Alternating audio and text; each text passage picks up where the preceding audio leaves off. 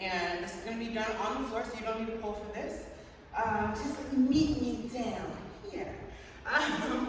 So, for backward shoulder rolls, I always have a lot to say about these because you can really hurt your neck doing these. So when we're going backwards, I want you to think about what shoulder you want to roll over, because that is going to determine which way you're going to point your head or direct your face. So I'm going to be going over my right shoulder today, and I'm going to come out in a couple of different ways. So I'll do this like 2, 3 times, and I'll come out in a different way each time so you can just see that there are so many different variations of how you can do this move.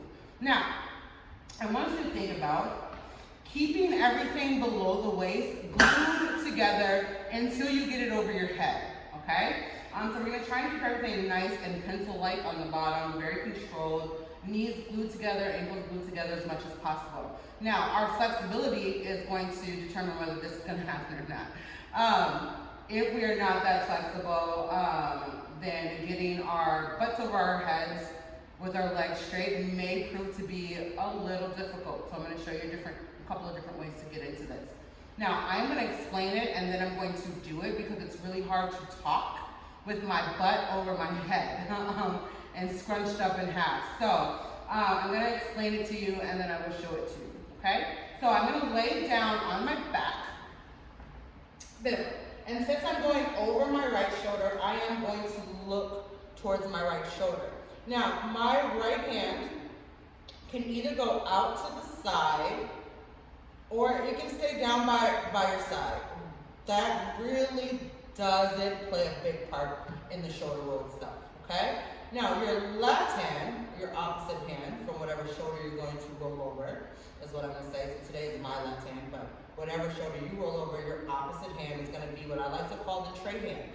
This is going to help you push all the way over if, number one, your flexibility is not there to get your toes to the ground, or you may be a little heavier on the backside, like I am. And so I require a little extra push to get my butt up and over my head, and there's absolutely nothing wrong with that. I love having a big tush. So I'm going to use the momentum to kick my feet up and over my head. Now, because I am going to end this in a couple of different ways, the way that you are going to position your legs when coming out is going to definitely change, okay? So the first way I'm going to do this is just going to be one knee bent and the other one straight. So because I'm going over my right shoulder, I'm going to bend my right knee. This is going to help me when it comes down to getting all the way over because because I'm going to be able to follow my feet over my head or over my shoulder, and that's going to help me get out of this position a little easier. Now, I want you to think about always keeping your head turned to the fullest capacity. You don't want to loosen up on that turn at all because we are going to be rolling over. I don't want you to roll over the top of your head or roll over your neck in any weird way, okay? So, from here, keeping everything nice and glued together, I'm going to hike my legs up in the air and watch my feet go over. Once my feet touch the ground, I'm going to bend my right knee to place that into the floor so I can then push the rest of my body over and land softly and hopefully gracefully, and not just clunk down onto the floor under you. So, here we go with our first variation of this backward shoulder roll, and I'm going to go up and out, just like that.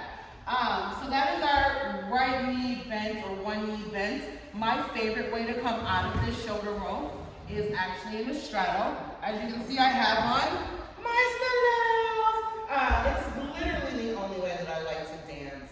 Barefoot makes me feel very, very awkward and not pretty because my toe point sucks.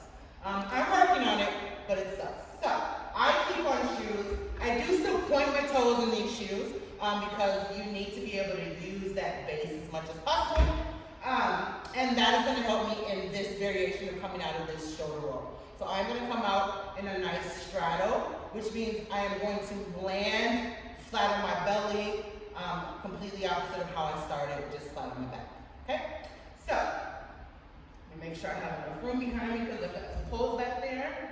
I am going to go up like normal. I am still going over my right shoulder, so I'm still going to keep my face turned to the right. I'm going to put my hands by my butt because, like I said, I need that little extra push, that little extra oomph to get my butt over my head. I am not ashamed of that, so don't you be either. And I'm going to go up and over, straddle, and down. Yeah? So the point of the toes really helps with that come out so that you're landing nice and soft and you're able to slide out. And those are my variations of backward shoulder roll.